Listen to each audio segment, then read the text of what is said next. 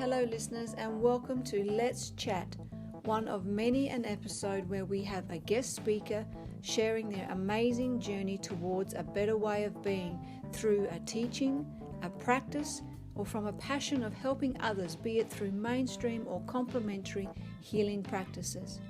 Today we will be chatting with Jaqueline Tazzar, Jack to everyone, an amazingly gifted Scottish lassie whose passions are in teaching yoga, meditation and Chakradance. Jack trained as a Sivananda Yoga Teacher back in 1993 and originally started her business in Scotland. Then in 2008, she moved her family and yoga practice to South Australia. Jack runs regular classes all throughout South Australia. Jack is also an awesome Divine Healing Practitioner. And I know this from first-hand experience that the healing journey Jack can and does take you on with her divine healing is just out of this world. A divine healing session with Jack runs so deep, cutting to the very core of what is going on for you at any one point in your soul journey here on the earth plane. Jack has the remarkable ability to tap into your very true essence, and through loving guidance is able to help you unfold what is holding you back or affecting you from moving forward on your path, and so much more. Let's join the conversation here. Let's chat with Jak Tazzar.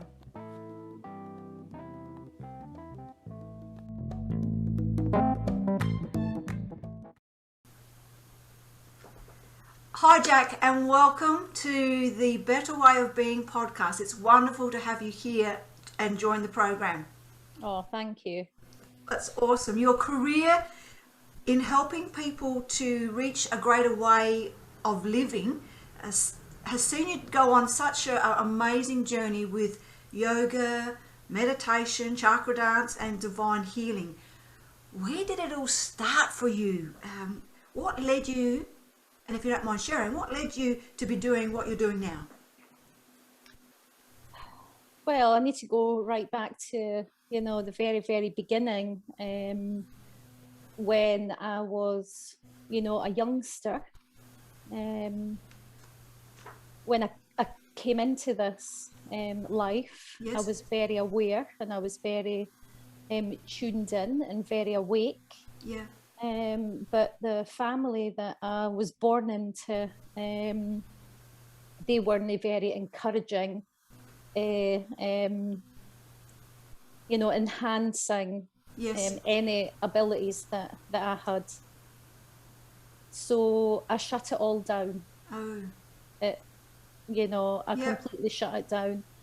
So I grew up in a family. I was the oldest. We are younger sister and brother, and mum and dad were very working class. So he was a miner, she worked in a factory. So it was quite a toxic environment. And where were you born? In Edinburgh, right. Edinburgh, Scotland. Yes. So yeah, their lifestyle didn't encourage any gifts or abilities. Yes. And so I was in a toxic life of them smoking and drinking and partying. So there was regular parties. So as a child, I never felt safe. I felt, there was a lot of fear. And again, that shut down, all my abilities. Yeah, right. Yeah. And then my lifestyle rolled into how their life was. Mm-hmm. So I started, drinking myself, taking drugs, and moving into relationships that weren't healthy. Okay. So again, numbing everything down, absolutely yes. Everything. And I would say that I had glimpses of my awakening and my spiritual life, because I used to have imaginary pets. Oh, yes. I had a dog, and would speak to that regularly. That was when I was very young. And then when I was in my teens, I used to see things. I used to see ghosts, but I just put it to the alcohol or to the drugs or whatever. Of course, yes. You know? Yeah. And I would say that my life turned around when I was 29. It was the death of my granddad. Oh. So I packed up my bag and I went to India. Okay, that was a big shift. Yeah, it was huge. I went there with a fella, and after 3 months we had a huge bust up, and I was walking on the beach, and there was an American woman there. I was crying with my backpack, and she was there with 2 Indian girls that she had adopted. And she says to me, "What's wrong with you? Why are you crying?" I says, "I have, fallen out with my fella. I've left him. I'm here in India myself." Oh. And she says, "I'm going to an ashram. Do you want to come?" And I says, "Well, I've never been to an ashram. I don't know what it is." She says, "It's just a place where you go where you'll feel really safe." So I got on the bus and I went with her. Oh, wow. And when I got there, I remember walking up this, stairwell, going up. There was a temple there, and there was a sign above it, an old wooden sign saying, "Serve, love, purify, realize." And I thought, I wonder what that means. So I went in there and stayed there for a year. And that was the turning point of my spiritual gifts and abilities and awareness, and the start of my authenticity coming back. Oh, how beautiful. It was like you was wandering that beach, lost, but then in a matter of moments you were found. And Absolutely. By that lady, and a whole year of just letting yourself be supported and awaken. Yeah. And it wasn't an easy transition because, I was coming from, this was in the 90s, it was the rave scene, it was all the music, it was all the drugs, it was all the partying. To then go into, the spiritual center where you have to get up at 5 a.m.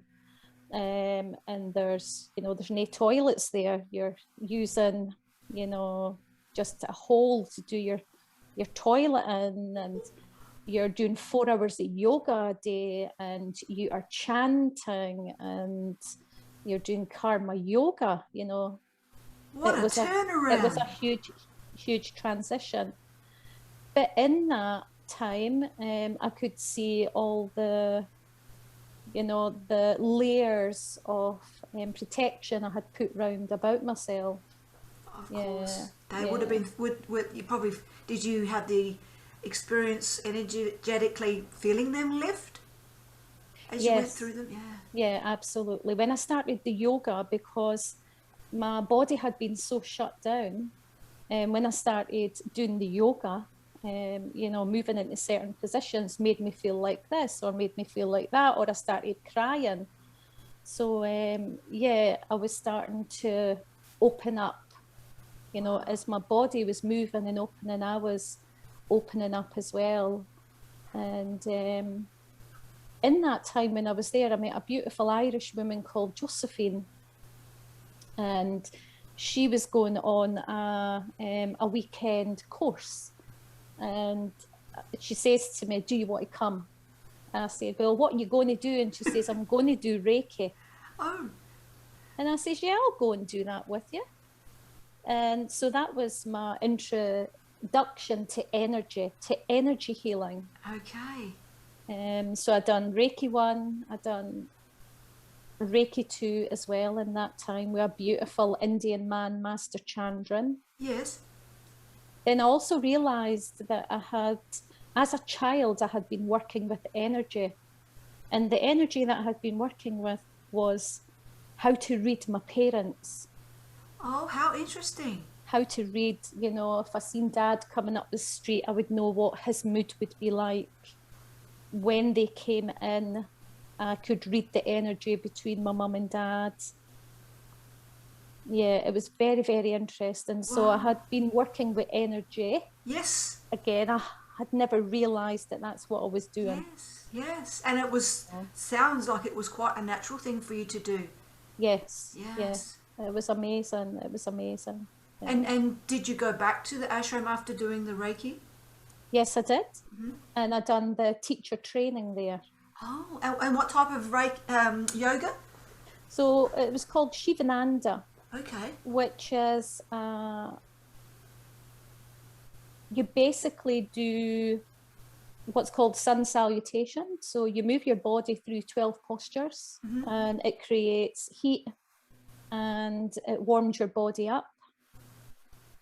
Then you would then move into different postures, maybe a headstand, a shoulder stand, a forward bend, always with breathing, time to integrate it before you moved on to the next posture with breath. And you've also done breathing exercises and meditation. Right. And how long did that? Wonderful. How long did that all take for you to do your teachings, to learn it? It was a month. It was Right. actually a month, and Yes. people from all over the world came for that month. But it would have been full on, day in, day It was out. full on, Yes. day in and day out, yeah. And when I actually joined the staff there, then I had a role there also to light the lamp. Oh, okay. Which that's an interesting story. In fact, I wasn't to light the lamp, I was to put the lights on. And I remember that it used to annoy me that I was to put the lights on, but my friend Josephine was to light the lamp. Oh, okay. And I used to go mad, saying, I want the job of lighting the lamp. All right. And the spiritual teacher says to me, Jack, all the jobs are the same. No job's different. It's how you interpret it. It's how you see it. But all the jobs are the same.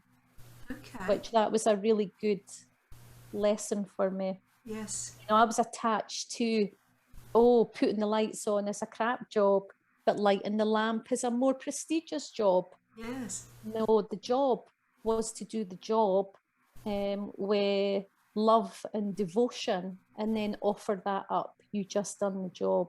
Oh, wow. So I got that. I got Yes. that there. Yeah. Yeah. So from when you came out of India, did you come to Australia, go back home, and where did your journey go from becoming a yogi? So from there, when I was in the ashram, I actually met an Indian man there, and I married him in India. So I travelled back to Scotland and worked, and then divided my time for the next 3 years between India and Scotland, just working, saving money, and then going back to live with a partner. Yes. Yeah. Till eventually he moved to Scotland, and then I opened up my own yoga studio called Yoga Shack. Yes. Wow. Which I ran that for 10 years. Awesome. Yeah. Yeah. And doing the Reiki and the yoga, and working as a nurse as well. Oh, very busy, and still all in the healing aspect. Yes. Yes. Oh, so wonderful. And I know that you have now, I mean, you're here in Australia, but you've also now, you've gone and done, we've spoken about the yoga, that you've gone and done Chakradance, and you're now doing that amazing divine healing. Can you share with listeners what is divine healing and how does it help? Yeah. Yeah. So a few years ago, I went off to India again. I went there on a retreat. And before we were ready to fly back into Australia, there was a buzz in the ashram, and I says to the yoga teacher, what's going on? And she said, some of the students are taking mantra initiation. And I says, what's that? And she says, you're getting your own mantra. It's almost like a small word that you repeat again and again and again, and it just brings your mind, your emotions, your body into focus. And I says, well, can I get that? And she says, well, why don't you apply for it? So I applied for it and got it. Oh, awesome. So there was a lot of protocol. You had to fast. Then you went into the teacher's room. You sat to the side of him.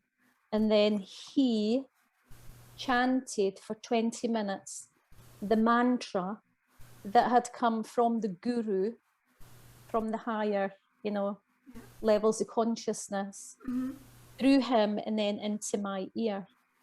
So in that 20 minutes, I had an experience where it felt as if my ear that he was chanting into opened up, and I could see myself walking down this path. Now, the teacher who was giving me the mantra was Canadian, so I could hear his voice, but there was another voice at the back of it. Wow. It's like he was in a trance-like state. Yeah, I was like, that's a bit weird.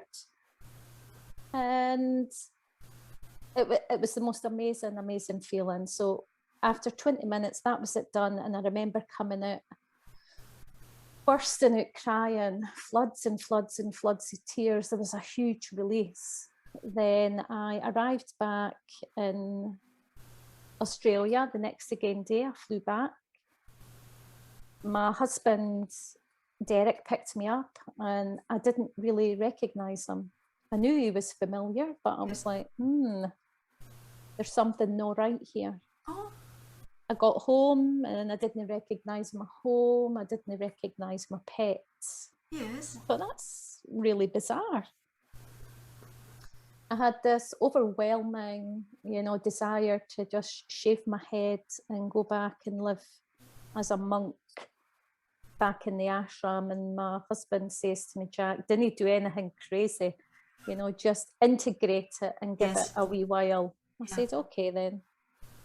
Then my friend Josephine, who I had met all those years previously, says to me, Jack, I'm doing a new modality. It's called Divine Healing. Will you be my guinea pig? So she took the first level, and then for 6 months, she done this modality on me. And the best way to describe divine healing is when you come into this life, you've got this light inside you, and you know why you're here, you know what your purpose is, you know what your gifts are, your talents. But because of your life experience, we've got all these layers round about us. Yes. Layers upon layers, just like an onion. Yep. And in these layers are self-limiting beliefs. There's sabotages, there's fears, there's pain, there's trauma, there's shock. Absolutely. So when you do a divine healing session, the facilitator opens up to the higher consciousness and invites in your team. So we've all got a team that when we're born into this life, the team is with us, and it's angels and it's guides and it's, ascended masters. So the facilitator brings in their team, and the person's team comes in as well. And then using command codes that have been downloaded from source, you can dissolve what is in your layer.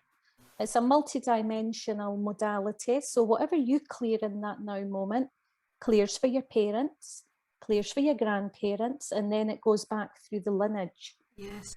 Because a lot of the trauma and self-limiting beliefs, we're bringing them from the ancestral line through the DNA. Absolutely, yes. They're there in the cells. Yes. And same what you clear in that now moment clears for your kids and your future progeny.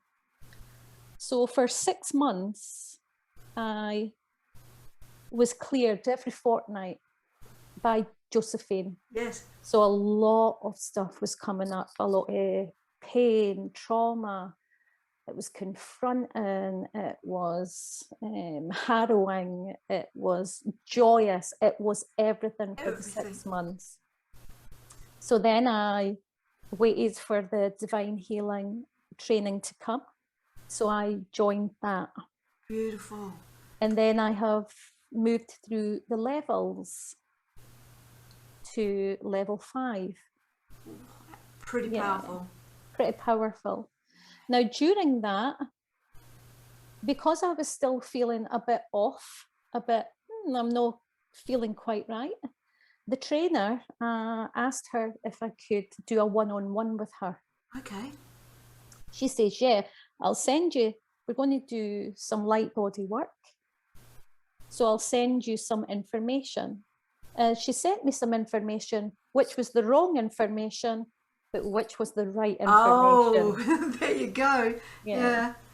So the information was about a walk-in. Oh. Now, I've never ever heard of a walk-in before in my life. Yep. Didn't know what it was. So I read through it and everything just fell into place. Everything became, oh my God, I now know what is going on, what the experience in India actually meant for me. Yes. So during the time of the mantra initiation, I experienced a walk-in. Yes. And what happened in that now moment was that the soul that had been with me for all those years left. Yes. And a new higher vibrational soul came in. Yes, because that timing was right. Because that timing was right. Yes. And that's how when I came home, I didn't recognize, nothing was familiar. So it's taken me all this time to integrate it, and the divine healing has helped me to do that. Yes, and it's a beautiful experience, and that light bulb moment, if you like, when you get the answer, like the walk-in. Yes. I understand that experience is just, wow, you've got another higher vibrational gift of the soul within you, here to help you do what you're here to do. You're here to do. Yes. Wonderful. Yeah. And because of that, I now, as the layers have been peeling away, doing all this work, now realize that, I am an angelic. Yes. And this is when the vibration started coming through, the overtoning, the connecting in with the angelic realms. Yeah, yes. It's been huge. I yes. would say the last 3 or 4 years I've had an acceleration in my spiritual path. It has been huge. The growth has been so fast. Yes. And I believe the walk-in and the divine healing has done it. Yes, absolutely. And I must let listeners know that I have had several of your divine healing sessions, and they are just absolutely amazing. They get right through to the core of what's going on for you, those layers that you mentioned. And it's been such a blessing to have you support that unfolding along the way.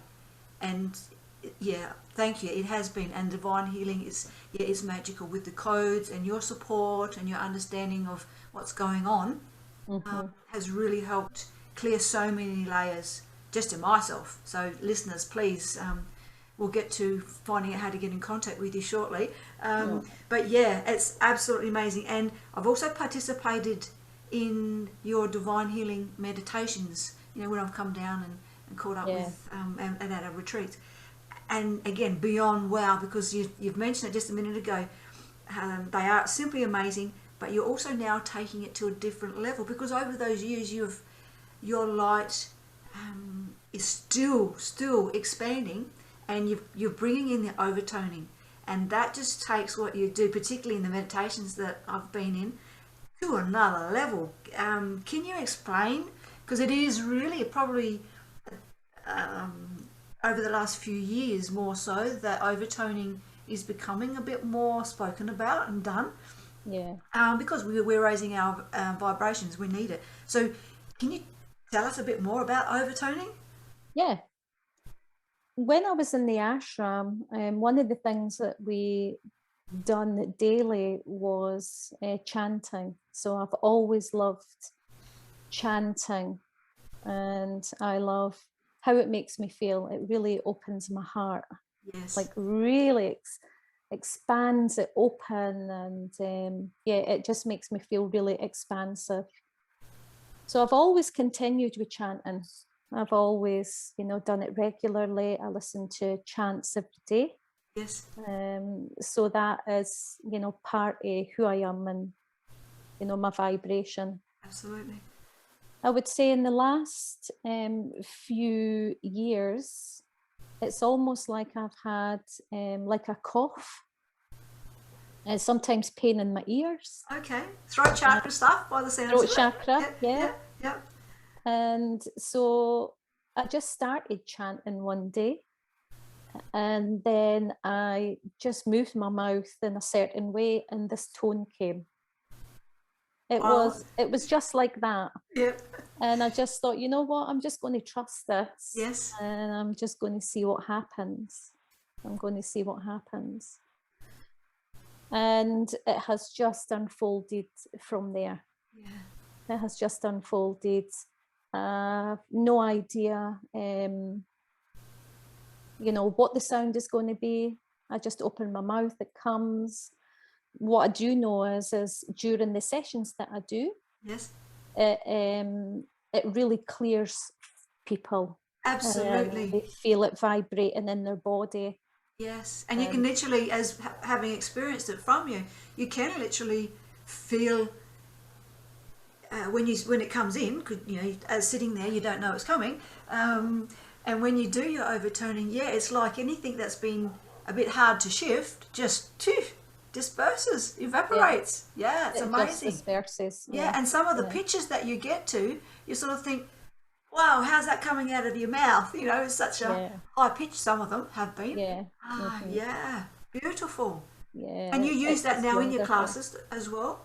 Yes, I do. As part of the Divine Healing, one of the, when you start the Divine Healing session, we always start by moving what's called interference and outside influences. And by that, I'm talking about when we go out and we are maybe in the supermarket, we can pick up energy that's not actually ours. Yes, absolutely. And it jumps onto us, and it can make us feel really tired. It can make us feel really confused. It can make us feel depressed. Yes, yeah. So I use a chart in all my Divine Healing to clear that first of all. Awesome. And then I always come in with the toning at the back of that to really blast it away. Yes, absolutely, because you're right. We do carry so much of other people, other spaces, energy within our aura, our chakras, our being. That's right. We get weighed down and, like you said, confused.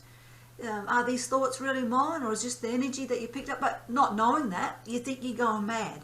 That's right. Yeah, so it's perfect way to start, because you don't want to be spending the hour or the 90 minutes of your session just trying to get through that load first. I can see how overtoning would really clear it away, so you can get down to the nitty gritty for your client. Yes. There and then. That's right. And then as the session unfolds with the Divine Healing, more will come through that needs to come through. And sometimes I sing. Yes. Oh, wow. Yes. Sometimes I sing. Yes. Sometimes there's language there. Yes. That I have no idea what it means. I just know that it's vibrating and doing what it needs to do for each person, for each client. Absolutely. And when you stop worrying about what does it mean, what am I doing, it comes through even more powerful, doesn't it? Just let it be. It does. When you just let yourself, open and be the channel and take all the oh, but you know, is this rubbish? Or Yes, what's people going to think?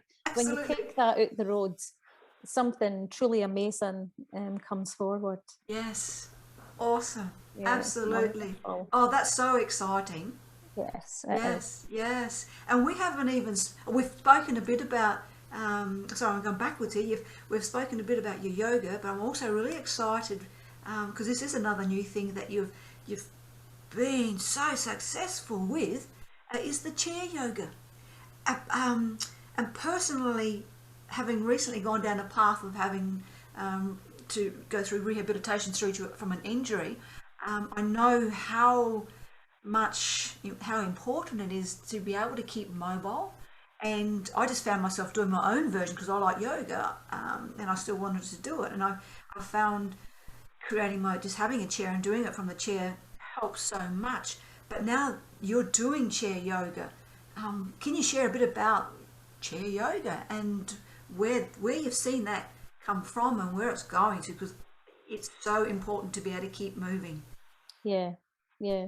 Well, you know, since I was 29, when I done my teacher training up until, you know, probably just a few years ago, I've been teaching regular yoga classes. Yes. And, you know, my own yoga business, or in church halls or in, you know, studios.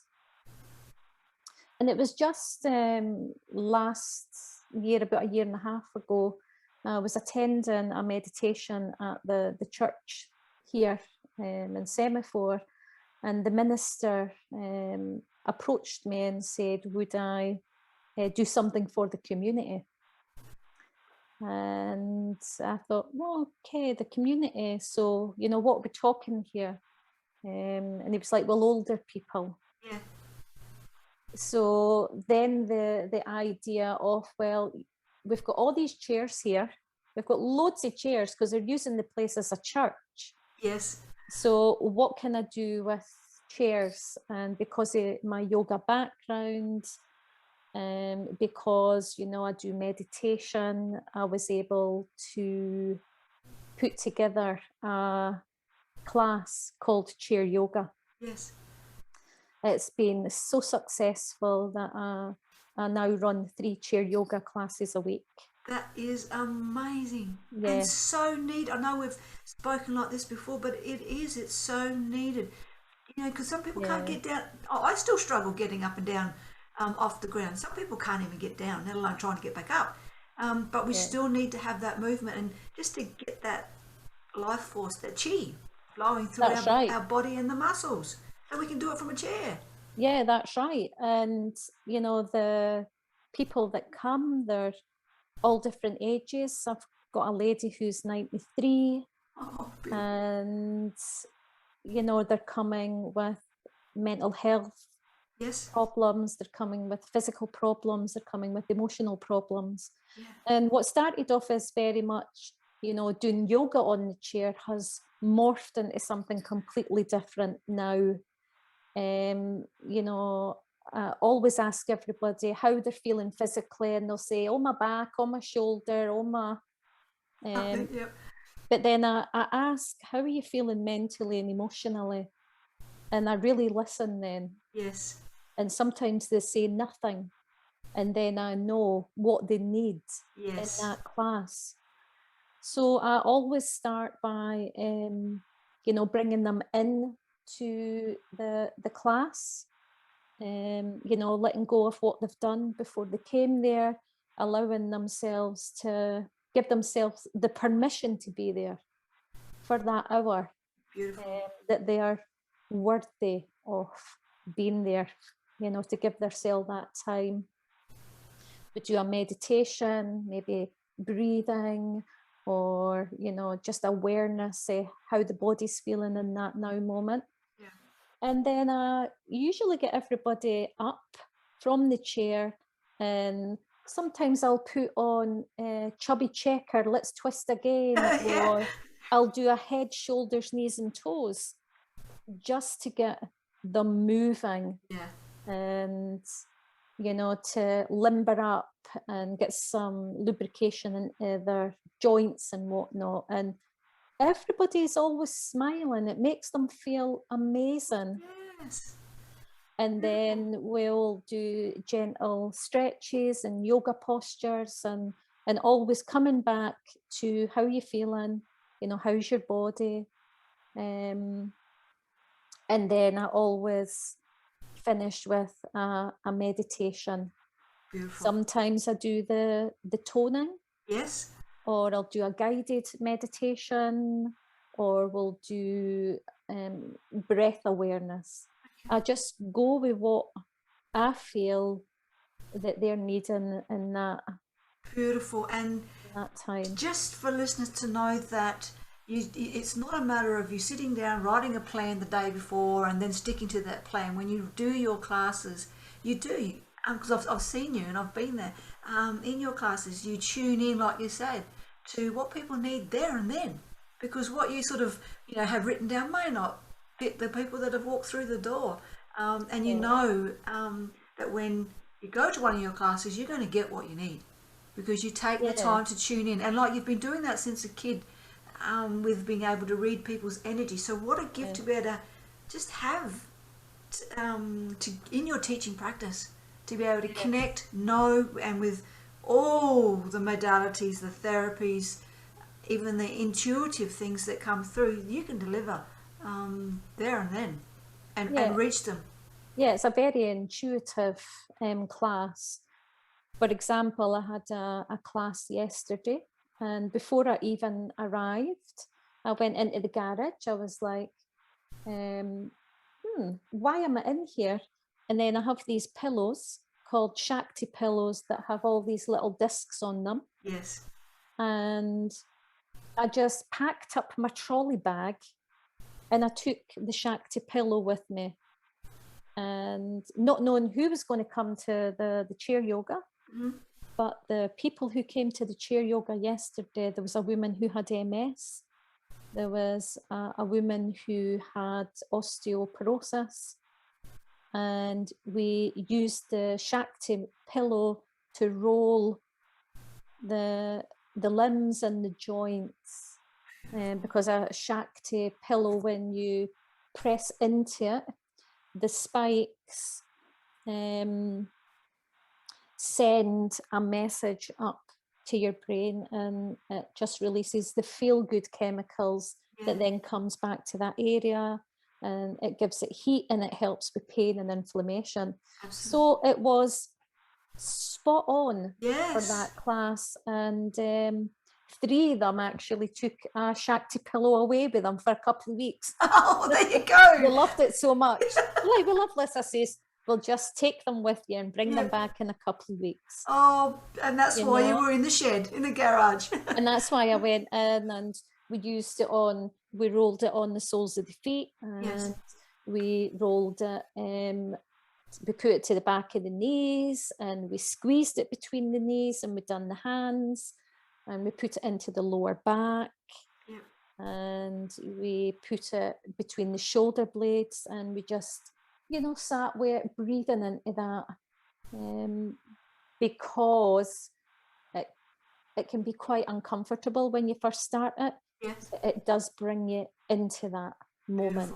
Beautiful. You are always in that moment when you are using any of the Shakti, products. Right. Amazing. So there's something extra that you've got that you can provide in your classes and sessions. Oh, it's absolutely amazing. And how can listeners get in contact with you? Because you can do one-on-one sessions with the person there, but you can also do them online, can't you? Yes, I do. Yeah. So tell listeners, how can they get in contact with you? Well, so I'm on Instagram, and it's just Jak Tazzar. Yes. Yep. I've also got a website, Jak Tazzar, www.jaktazzar.com. So it's JAK. Yeah, TAZZAR. Awesome. And I'll put that in the intro for this episode so people can go and have a look to get your details so they can get in contact with you. Beautiful. Yes. So would you like me to do just a little clearing? We would love it. And if a little you bit want to. toning. Yes. Okay. Awesome. Let's get ready. What do we have to do? Nothing. You're just Excellent. going to close your eyes. Yes. Make sure that you're comfy. Absolutely.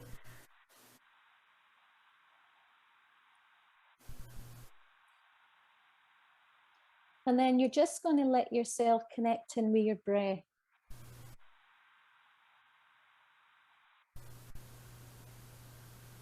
You're just breathing in and breathing out.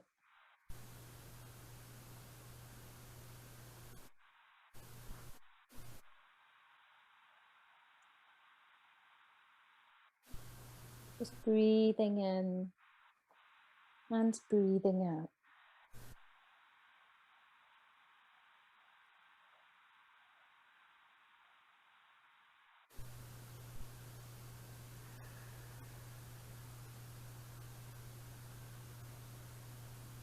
So we're just going to do a wee clearing meditation here. And I'm going to bring in some help from my team. And this is a beautiful meditation. It's from a book called What is Light Body? And it was channeled by a woman called Jak Tazzar, and it's Archangel Ariel that's brought it forward.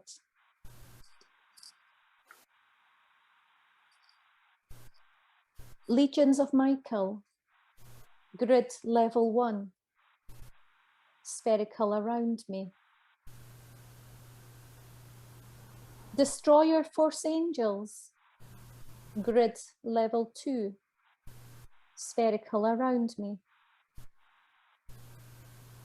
Circle security, grid level 3, spherical around me. Destroyer force angels, please spin your grid, spinning out astral entities, stray electromagnetic frequencies, fear, disharmony, anger, adverse astrological influences, expectations, frustration, viruses, fungus, bacteria, worry, astral distortions, miscommunication, sadness, enemy patterning, scarcity, loneliness, and spin out anything that hasn't been mentioned in this or any other language, but which you know needs to leave this space at this time.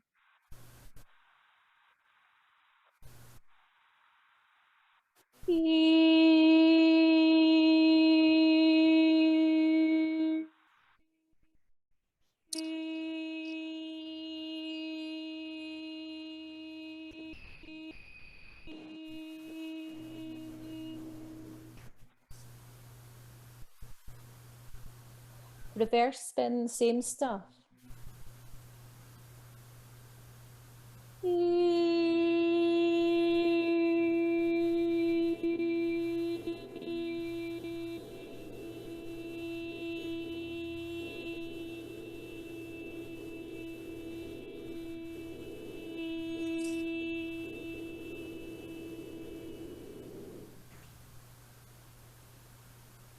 Stop spin, thank you.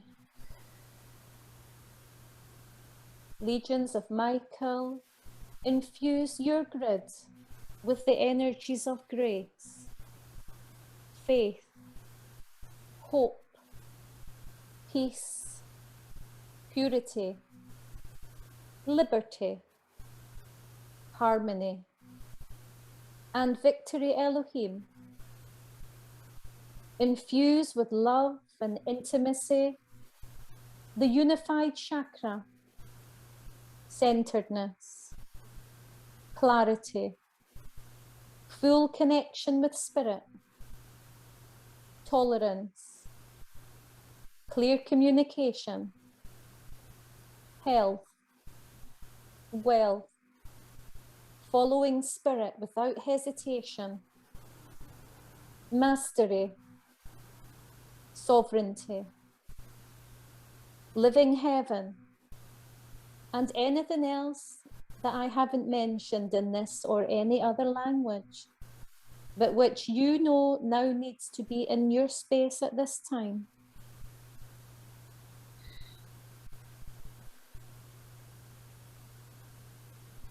Please seal the grid. Thank you.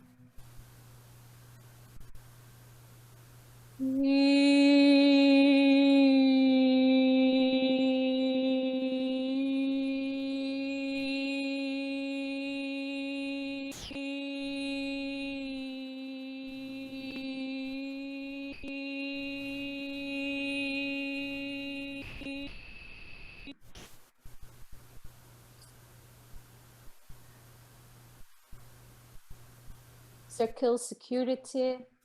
Realign the grids to harmonize with upper dimensional grid works. Release all distortions and parasites on the grids. Infuse frequencies for clear communication with spirit. Seal the grids. Thank you.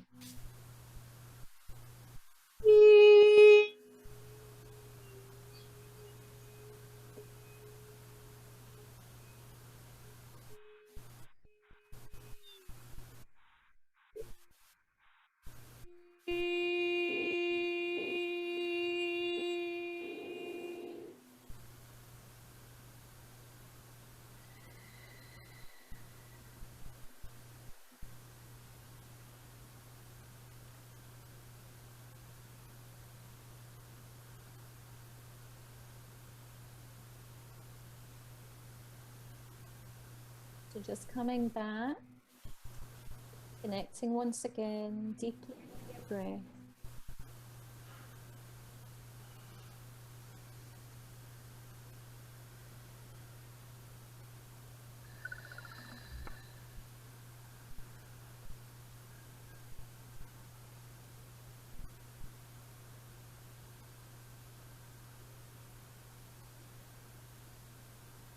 Just wriggling your toes, your fingers and your thumbs.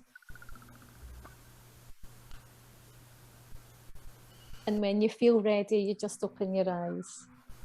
Wow, wow, wow. Thank you. Wow. And I don't know about listeners, but I was spinning and the toning got that high pitched that it blew out the microphone. But in saying that, you could feel there was something else coming through. It did. It sort of disappeared from the microphone, but you could hear this, listen to me, all hyped up, wave of something coming through. That was so, I'm grateful that you shared that with us. It was just amazing, unexpected, unconditionally given. So thank you so much. I'm sure listeners felt the power as I did. With that.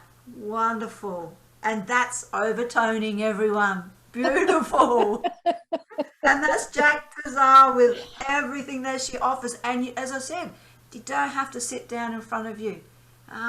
You still, and because a lot of our sessions have been on Zoom or over the phone, and it's just as powerful. So yes. It's just as powerful. And so as well as one-on-ones, I offer a Divine Healing Gathering once a month. Right. I run that from my home. And, you know, for a few hours, we do some clearing and we do some charts and lots of toning. Beautiful. To help clear what needs to clear. Yes. So listeners, please check out the website, check out Instagram, get in contact with Jak and treat yourself to an experience, a divine healing experience with everything thrown in. Wonderful. Yes. Thank you so much. And Jak, for joining us here on the Better Way of Being podcast, for doing what you do, for sharing your light, connecting, sharing your story as well, because it's been a journey, and such a wonderful journey of crossroads, if you like, from the lady on the beach to the opportunity to go and do your Reiki, to being able to get your mantra, has all brought you to the powerful practice that you have now. Thank you so much. I wish you all the best, and I just know I'm going to have to wear glasses next time I see you, because your light will be that bright. Beautiful. Yes, and maybe down the track we'll perhaps join again and do some perhaps more overtoning light language to share and get it out into the world. Yes, I would love that. Thank you so much. Thank you.